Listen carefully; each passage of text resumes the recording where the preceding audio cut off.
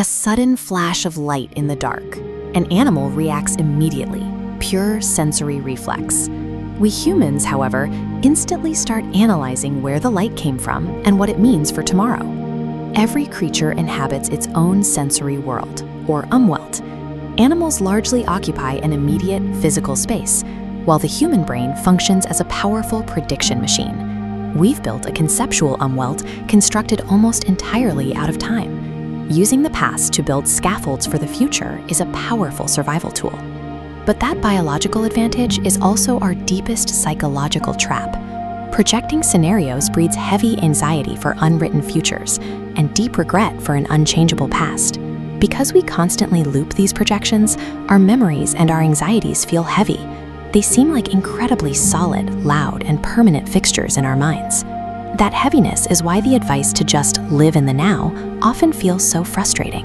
It is difficult to grasp a single present moment when time feels like a relentless, fast-moving river sweeping us along. Achieving pure presence requires us to dismantle the illusion that our thoughts are permanent, physical objects. This diagram illustrates how, if you look at the brain physically, a thought isn't a tangible object. It is simply a transient pattern of electricity firing across a network of neurons.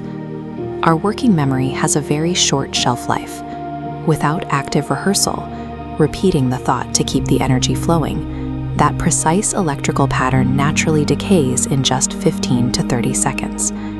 This is the physical law of entropy at work. Without constant energy input, all organized systems in the universe naturally trend toward disorder and chaos. The thought doesn't go to a graveyard. The pattern just scatters into white noise. Holding on to thoughts and memories means fighting this physical law.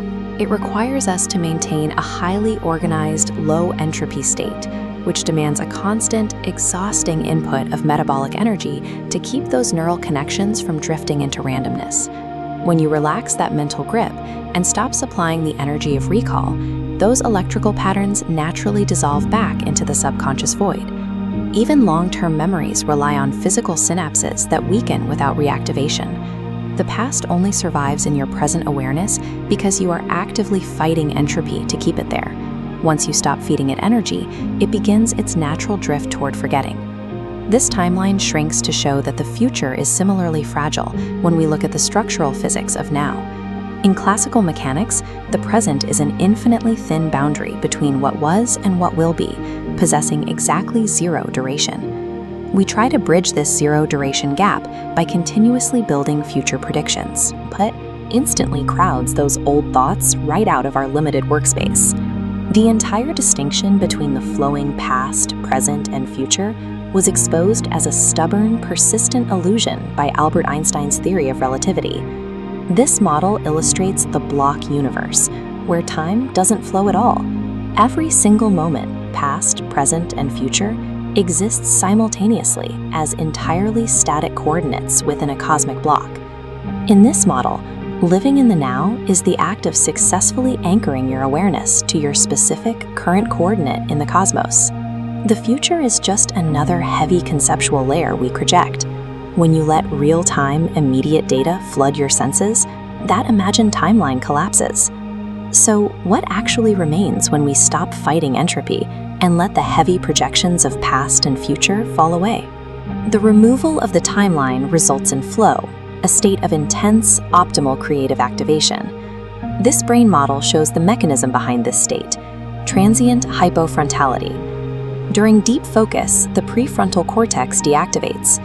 Because this region handles self-reflection and tracks time, its deactivation causes the ego to shut down.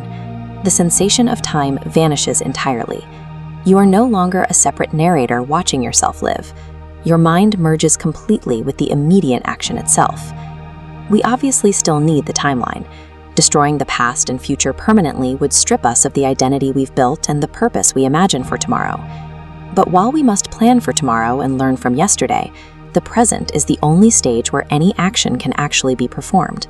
It is a pure space where the conceptual timeline drops away, leaving only the immediate data of experience.